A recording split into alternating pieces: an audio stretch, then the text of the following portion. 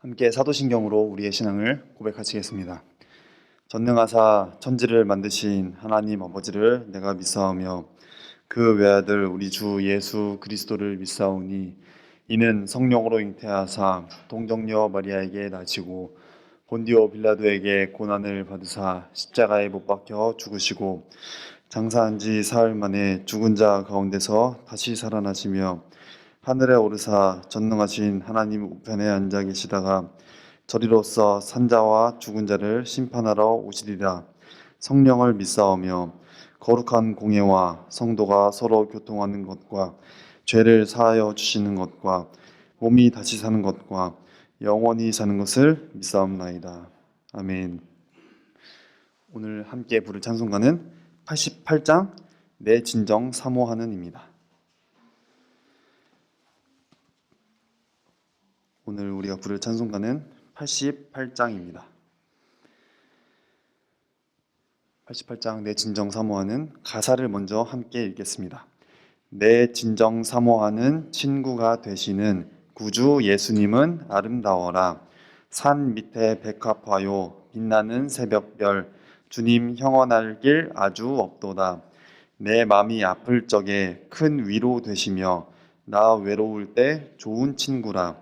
주는 저 산 밑에 백합 빛나는 새벽별 이 땅 위에 비길 것이 없도다. 내 맘의 모든 염려 이 세상 고락도 주님 항상 같이 하여 주시고 시험을 당할 때에 악마의 계교를 즉시 물리치사 나를 지키네. 온 세상 날 버려도 주 예수 안 버려 끝까지 나를 돌아보시니 주는 저 산 밑에 백합 빛나는 새벽별 이 땅 위에 비길 것이 없도다. 내 마음을 다하여서 주님을 따르면 길이 길이 나를 사랑하리니 물불이 두렵잖고 창검도 겁없네. 주는 높은 산성 내 방패시라. 내 영혼 먹이시는 그 은혜 누리고 나 친히 주를 뵙기 원하네. 주는 저 산 밑에 백합 빛나는 새벽별 이 땅 위에 비길 것이 없도다. 아멘. 함께 찬양하시겠습니다.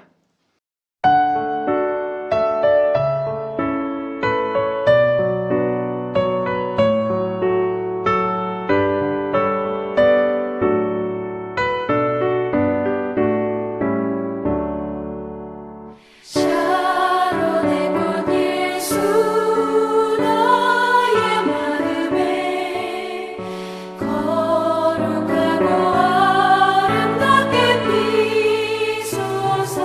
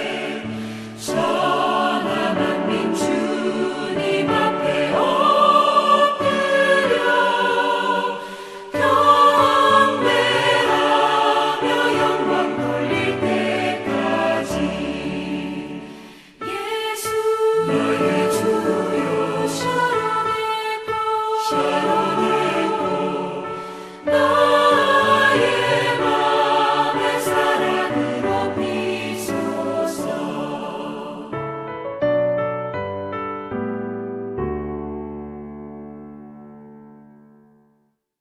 아멘. 오늘 우리에게 주시는 하나님의 말씀은 사무엘상 28장 3절로부터 7절까지 말씀입니다. 사무엘상 28장 3절로부터 7절 말씀입니다. 제가 읽어드리겠습니다. 함께 눈으로 보시겠습니다. 사무엘이 죽었으므로 온 이스라엘이 그를 두고 슬피 울며 그의 고향 라마에 장사하였고 사울은 신접한 자와 박수를 그 땅에서 쫓아내었더라. 블레셋 사람들이 모여 수넴에 이르러 진침해 사울이 온 이스라엘을 모아 길보아에 진쳤더니 사울이 블레셋 사람들의 군대를 보고 두려워서 그의 마음이 크게 떨린지라. 사울이 여호와께 묻자오되 여호와께서 꿈으로도 우림으로도 선지자로도 그에게 대답하지 아니하시므로 사울이 그의 신하들에게 이르되 나를 위하여 신접한 여인을 찾으라. 내가 그리로 가서 그에게 물으리라 하니 그의 신하들이 그에게 이르되 보소서 엔돌에 신접한 여인이 있나이다. 아멘. 사랑하는 여러분, 지난밤도 평안히 주무셨습니까? 오늘 하루도 주님 말씀을 묻고 듣고 순종하는 그런 귀한 삶 보내시기 바랍니다. 사울 왕이 이제 말년에 접어들었습니다. 근데 말년에 발등에 불이 떨어지는 그 일이 발생했습니다. 먼저 4절 말씀을 보니까 누가 침략해 왔냐면은 블레셋이 침공해 왔다고 해요. 그래서 사울이 다급한 상황이 되니까 두려워서 그 마음이 크게 떨릴 수밖에 없었다라고 합니다. 5절을 한번 보실까요? 사울이 블레셋 사람들의 군대를 보고 두려워서 그의 마음이 크게 떨린지라 이렇게 묘사하고 있습니다. 왜 두려울까요? 사울이 분명 유리한 고지인 길보아의 진을 먼저 쳤음에도 불구하고 두려워서 떨었다라고 하는데 그 이유가 무엇일까요? 근데 이어서 한번 6절을 보시면 사울은 하나님께 여쭤보려고 했지만 하나님께서는 꿈으로도 우림으로도 그리고 선지자로도 사울에게 대답하시지 않으셨던 모양입니다. 그러자 사울 왕이 정말 어처구니 없는 발상을 하게 되는데 그것은 자기 밑에 있는 이제 신하들한테 나를 위해서 신접한 사람들을 한번 찾아봐라 라고 하는 것입니다. 그렇게 명을 내리니까 불과 얼마 전에 자기가 세상에서 다 쫓아냈었던 그 무당을 이제 와서 다시 좀 찾아봐라. 내가 좀 알아봐야겠다. 신접한 여인을 좀 만나봐야겠다. 찾아 나선 겁니다. 이걸 어떻게 평가해야 될까요? 신앙인의 모습일까요? 아니면 불신앙의 모습인 것 같아요? 그렇죠. 사울이 불신앙의 모습인 것 같죠. 신앙인의 우리 믿는 사람들의 최대 무기는 하나님을 믿는 믿음에 있는 것입니다. 다른 데 있는 것이 아닙니다.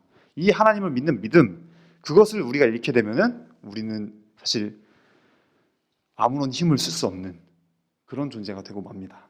힘을 상실하는 겁니다. 근데 조금 앞에 보면 3절에서 사울이 박수와 신접한 자들을 이스라엘에서 멸절시키는 장면을 볼 수가 있는데 그런데 지금 와서 사울 왕의 모습이 어떻게 되었을까요? 블레셋이라는 민족과 전쟁을 지금까지 한두 번 치른 것이 아니지 않습니까? 뭐 하루 이틀 지금까지 블레셋과 갈등을 겪어온 게 아니었는데 블레셋이 지금 이스라엘을 치기 위해서 다시 모였다라는 사실 때문에 사울이 엄청나게 불안해하는 모습.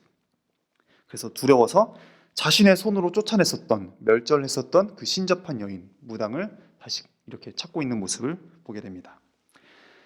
레위기 20장에 보면은 6절과 27절을 제가 읽어드리겠습니다. 레위기 20장 6절에서 하나님은 말씀하십니다. 접신한 자와 박수 무당을 음란하게 따르는 자에게는 내가 진노하여 그를 그의 백성 중에서 끊으리니. 그리고 27절에서는 이렇게 말씀하십니다. 남자나 여자가 접신하거나 박수 무당이 되거든 반드시 죽일지니 곧 돌로 그를 치라. 그들의 피가 자기들에게로 돌아가리라. 그러니까 신접한 자를 남겨두라는 거예요? 아니면 남겨두지 말라는 거예요? 그렇죠. 백성 중에서 끊으라는 것인데 이렇게 하나님께서 뜻이 분명한 것인데도 불구하고 그것이 하나님이 원하시는 일이었음에도 불구하고 사울은 도리어 신접한 자를 찾고 있는 모양입니다. 그래서 이제 불과 얼마 전에 자기가 신접한 사람들을 다 이제 멸절시켰으니까 이제는 자기가 사울이 아닌 것처럼 뭐라고 하냐면은 옷도 왕이 입는 옷은 뭐라고 하죠? 왕복인데 왕복을 벗고 왕이 아닌 것처럼 변장을 하고 이제 엔돌에 있는 여인을 찾아가게 됩니다. 여인이 묻습니다. 아니, 당신이 나를 찾아오셨는데 불과 얼마 전에 사울 왕이 지금 대대적으로 우리와 같은 박수무당 신접한 자를 다 멸절시켰던 것, 이 땅에서 우리를 없앴던 사실을 모르십니까? 라고 하는 겁니다. 그래서 사울이 이제 자기는 사울이 아닌 것처럼 하고 갔는데 사울이 여호와 이름을 두고 맹세를 하면서 이 일로 인해서 네가 벌을 받지 않을 것이다 라고 여인에게 맹세를 합니다. 그러면서 이제 사울이 여인에게 누구를 불러올리라고 하냐면은 사무엘을 불러올려달라 이렇게 요청합니다. 그래서 여인이 이제 사무엘을 보았나 봐요. 사무엘을 보고 큰 소리로 놀라가지고 큰 소리로 외치면서 왕복을 입지 않은 채로 자기를 찾아왔던 변장한 사울의 모습을 알아보게 되는 겁니다. 사울을 알아보고는 왜 나를 속이셨습니까? 내가 이런 일을 하면은 난 죽게 되는 거 아닙니까? 이런 뜻이겠죠. 왜 날 찾아왔습니까? 당신은 사울이지 않습니까? 이렇게 말을 하는 겁니다. 그래서 사울이 이제 진정을 시키면서 여인에게 두려워하지 마라 라고 하면서 무엇을 보았냐 라고 그 여인에게 물어봅니다. 근데 여인이 뭐라고 하냐면은 땅에서 한 노인이 한 명이 올라오는데 겉옷을 입고 있었다 라고 말을 합니다. 사울은 이 사람이 사무엘인 줄로 알았던 겁니다. 그래서 엎드려서 절까지 하는 모습을 보게 됩니다. 이 마틴 루터나 존 칼빈은 이 대목을 두고 이 올라왔다는 사무엘, 이 사람을 사무엘 자체가 아니고 사탄의 장난으로 보았습니다. 있을 수가 없는 일이다.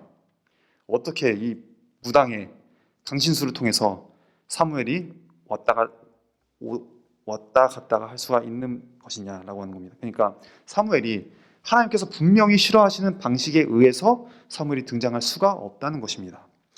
그런데 본문을 보면은 그러기에는 너무 정확하게 뒤에 보면은 이제 사울에게 여호와의 이름으로 메시지화해서 주는 것을 보게 됩니다.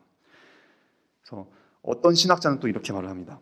하나님의 역사는 이러한 초원수를 통해서도 일어날 수 있는 것이다. 그래서 비록 하나님께서 싫어하시는 것 같지만 이런 것들을 통해서도 하나님의 역사는 일어날 수가 있다라는 것입니다. 뭐가 맞는 걸까요? 현대 학자들끼리도 이야기가 다 다르고 그리고 루터나 칼빈 이런 대학자들의 견해도 조금씩 다릅니다. 근데 누가 어떤 해석을 했느냐라고 하는 것보다 본문을 다시 한번 보겠습니다. 6절을 한번 보실까요? 6절을 한번 같이 읽어볼까요? 시작. 사울이 여호와께 묻자오되 여호와께서 꿈으로도 우림으로도 선지자로도 그에게 대답하지 아니하시므로. 이 말씀을 보면 하나님께서 사울과 교통을 하셨다는 거예요? 아니면 안 하셨다는 거예요? 안 하셨다는 거죠. 거부하셨다는 것이 명백하게 기록이 되어 있습니다. 본문 하나만 이제 좀 다른 곳에 있으니까 제가 읽어드릴게요. 역대상 10장 13절과 14절은 이렇게 말씀합니다. 사울이 죽은 것은 여호와께 범죄하였기 때문이라. 그가 여호와의 말씀을 지키지 아니하고 또 신접한 자에게 가르치기를 청하고 여호와께 묻지 아니하였으므로 여호와께서 그를 죽이시고 그 나라를 이새의 아들 다윗에게 넘겨주셨더라. 그러니까 이러한 교통, 신접한 여인이 사무엘을 불러왔다라고 해서 그가 이렇게 나와서 이렇게 말을 했다라고 하는 그 뭔가 교통이 있었잖아요. 이러한 교통은 하나님이 아닌 다른 출처에서 왔을 것이다 라고 이렇게 생각을 합니다. 하나님이 사울과의 교통을 완전히 거부하셨는데 지금 하나님의 품에 안겨서 안식하고 있는 선지자의 영혼을 접신여가 오라가라 할 수가 없는 것입니다. 근데 믿음이 없으니까 이 사울은 불안과 두려움에 사로잡혔던 모습을 보게 되는데, 사울이 수많은 전쟁을 치렀던 역전을 많이 했었던 용사였잖아요. 그런데 하나님으로부터 버림을 받게 되자 그의 마음에는 믿음보다는 두려움이 앞섰던 것이었습니다. 그래서 엔돌에 있는 신접한 여인을 찾은 것을 볼 때 두려움에 사로잡힌 하나님께 버림받은 자 사울은 그 안간힘을 느낄 수가 있습니다. 믿음이 없으니까 몸 안에서 분열 현상이 일어나서 정신과 육체가 따로 노는 모습을 우리는 보게 됩니다. 그래서 이중적으로 보이는 삶의 행태를 보이게 되는 것입니다. 3절에서는 분명 사무엘이 죽고 나니까 박수와 신접한 자를 추방했습니다. 그러나 8절에서 정작 본인은 변장한 채 엔돌에 신접한 여인을 찾아가는 것을 보았습니다. 그리고 사울이 믿음이 없으니까 바른 판단력을 상실하게 됩니다. 하나님께서 왜 나한테 대답하지 않으시는 걸까? 지금 왜 하나님께서 나에게 만나주시지 않으시는 걸까? 그 이유를 찾지 않은 채 엔돌에 신접한 여인에게 물으러 갔던 것, 그러한 행위가 하나님 앞에 얼마나 큰 죄인지를 느끼지 못했고, 신접한 여인이 이제 사무엘의 목소리를 흉내낸다고 해서 사무엘의 영혼이 이 땅에 다시 나타난 것인 줄로 알았던 것, 그렇게 분간할 줄을 몰랐던 것, 하나님의 영적인 그런 원리에 어긋난 것을 알지 못할 정도로 사울의 판단력이 흐려졌던 것입니다. 그는 바로 그 다음날 전쟁에서 죽고 말았습니다. 이 모든 것이 사울이 엔돌의 신접녀를 찾아갔던 그날 밤에 이미 엎질러진 물이 되었던 것입니다. 사울이 어쩌다가 그렇게 되었을까요? 어쩌다가 이제는 하나님과는 더 이상 말씀 한마디도 나눌 것이 없는 그런 초라한 관계가 되고 말았습니까? 그 결정적인 이유는 바로 네가 여호와의 소리를 순종치 아니하고 라는 사실에 있습니다.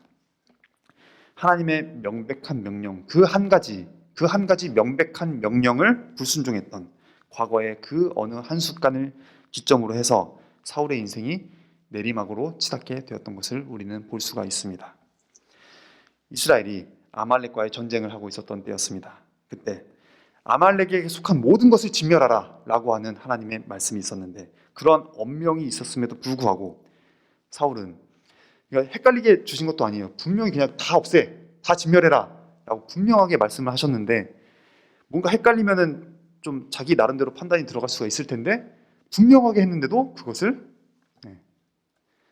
순종하지 않았던 겁니다. 사울은 사무엘상 15장 9절에서 아각과 그의 양과 소의 가장 좋은 것 또는 기름진 것과 어린 양과 모든 좋은 것을 남기고 진멸하기를 즐겨 아니하고 남겨둠으로써 여호와의 진노를 아말렉에게 쏟지 못하도록 이렇게 불순종을 범하게 되었던 것입니다.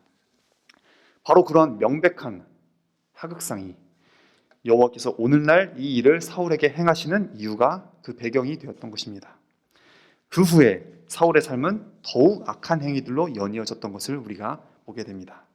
그리고 이제 와서는 그 마지막 선을 넘어도 한참 넘게 되는 것을 우리는 보게 됩니다. 사울이 하나님께 여쭤보려고 좀 계속 물어보려고 했지만 하나님께서는 사울에게 꿈으로도 우림으로도 선지자로도 대답하지를 않으셨던 것입니다. 그처럼 하나님의 말씀을 제대로 순종할 수 있었던 그 아까운 기회들은 모두 제 발로 걷어차 버리고서 이제 와서 발버둥치고 안달해 보았자 아무런 소용이 없는 것이었습니다. 여기서 우리가 볼 수 있는 것이, 말씀 순종의 여부는 평상시의 신앙생활을 통해서 이미 판가름 나게 된다는 것입니다. 무슨 뭔가 나한테 커다란 인생에 뭔가 계기가 생겨야만, 환난이 닥쳐와야만 그 사람이 정말 말씀대로 사는지 아니면 못 살고 있는지 그것이 드러나는 것이 아니라는 것입니다. 하나님께서 우리가 평소에 읽고 있는 말씀을 통해서, 성경 말씀을 통해서, 그리고 매주일 우리가 강단에서 선포되는 말씀을 통해서 그 순종 여부가 갈리게 되는 것입니다. 완전하게 100% 내가 순종은 하지 못할지는 모르겠으나, 그러나 마음이 찔리고 또 양심의 가책이라도 느끼고 있다면 아직은 기회가 주어져 있는 것입니다. 하지만 하나님께서 완전히 버리신 존재가 된다면 그야말로 들어도 깨닫지 못하는 그런 상황에 이르게 되는 것입니다. 설교를 들으면서도 나에게 필요하다고 생각되는 말만 기다리거나, 아니면 나의 기분에 맞는 말만 이렇게 들으려고 하거나 동감을 하거나, 그처럼 하나님의 말씀을 자꾸 가려서 취사해서 이렇게 듣기 시작하면 이미 불순종이 저질러지고 있는 것을 우리는 알아야 합니다. 하나님의 말씀을 듣는 것을 무당 찾아가서 뭔가 운세, 좋은 운세 듣기를 바라는 것처럼 여기는 것도 하나님을 격하시키는 불손한 행위이지만, 하나님의 말씀을 들었는데, 분명히 들었는데도 불순종하는 것 역시 그에 못지않은 신성모독이라고 할 수가 있을 것입니다. 그것이야말로 하나님을 경히 여기고 깔보는 행위인 것입니다. 말씀을 듣고도 아예 좀 습관적으로 불순종하는 그런 사람에게는 하나님께서도 아예 그 아까운 말씀을 단 한마디도 건네지 않은 날이 올 수밖에 없다는 사실을 늦기 전에 깨닫고 평소부터 늘 하나님께 말씀에 순종하는 우리가 되기를 원합니다. 사울의 정신적인 문제는 불안으로부터 출발했습니다. 그 불안함이 삶의 건전성이나 아니면 창조성, 그리고 내가 뭔가를 작은 것이라도 할 수 있는 용기, 그런 모든 것들을 다 앗아가 버리고 말았습니다. 그런데 가장 치명적인 불안이 어디에서 옵니까? 바로 하나님과 단절되었다는 것에서 오는 것입니다. 하나님께서 나와 함께하지 않으신다, 나를 떠나셨다. 하나님을 믿지 않는 것에서, 불신하는 것에서부터 오는 것입니다.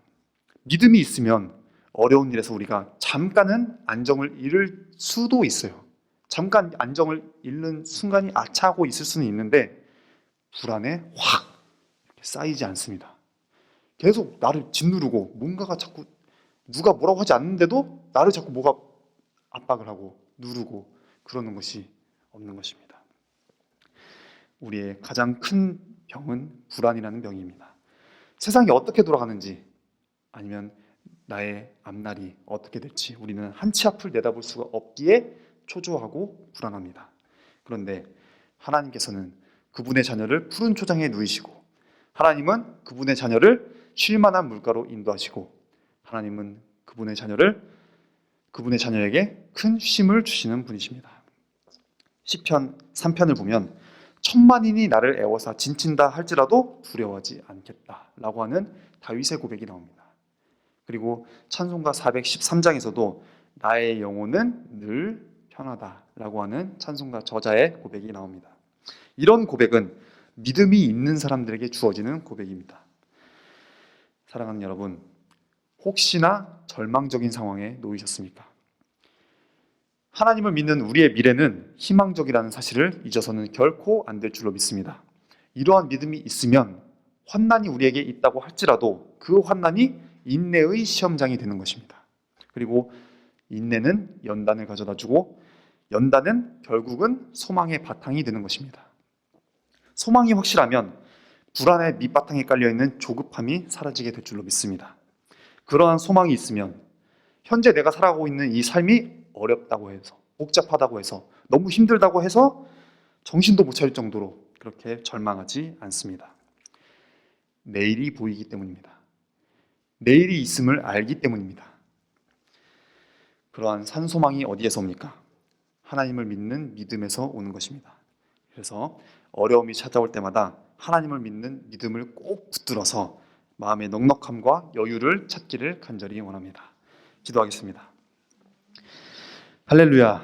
모든 사망의 권세와 흑암의 세력을 무너뜨리고 부활의 기쁨을 주시는 하나님 아버지, 세상은 죽음 앞에 무력할 수밖에 없었으나 부활하신 예수의 승리를 통해서 새로운 세상이 열린 것을 믿습니다. 세상을 이기신 주님의 섭리와 능력을 믿으며 저희 삶의 불안 요소가 되는 모든 것들에 매이지 않게 하여 주시옵소서. 나에게 주어진 형편과 또 가진 것의 제약에 매여서 삶의 방향이 자꾸 나에게만 향하지 않게 하여 주시옵소서. 나의 앞에 블레셋이 진을 치고 있는 그런 것처럼 상황이 닫혀 있는 그런 모습, 그런 것 때문이 아니라 우리의 믿음 없음이 문제임을 압니다. 땅의 것을 바라보면서 하나님을 경히 여긴데 문제가 있음을 압니다. 나의 삶을 챙기다 보니까 하나님의 말씀은 안중에 없었음을 고백합니다. 용서받기를 원하면서도 남을 용서하는 데는 많은 조건을 달았습니다. 배부를 때 배고픈 사람을 기억하지 못했고, 편안할 때 괴로운 세월을 돌아보지 않고 너무 쉽게 잊으며 살았습니다. 믿음을 따른다고 했지만 주님의 말씀이 들리지 않는다고 원망하기도 했습니다. 또 목사님께서 들려주시는 말씀이 내 마음과 같지 않다고 해서 거역하기도 했습니다. 하나님께서 창조하신 그 생명의 자리마다 죽음이 사라지는 역사가 있게 하시고, 절망의 자리가 소망의 자리가 되게 하시고, 슬픔이 기쁨으로 변하는 그런 생명의 자리를 체험하게 해 주시옵소서. 그리고 무엇보다 하나님의 말씀에 순종하는 믿음을 저희에게 허락하여 주시옵소서. 부활의 첫 열매이신 예수 그리스도의 이름으로 기도합니다. 아멘. 하늘에 계신 우리 아버지여, 이름이 거룩히 여김을 받으시오며 나라에 임하옵시며 뜻이 하늘에서 이룬 것 같이 땅에서도 이루어지이다. 오늘날 우리에게 일용할 양식을 주옵시고 우리가 우리에게 죄 지은 자를 사하여 준 것 같이 우리의 죄를 사하여 주옵시고 우리를 시험에 들게 하지 마옵시고 다만 악에서 구하옵소서. 대개 나라와 권세와 영광이 아버지께 영원히 있사옵나이다. 아멘.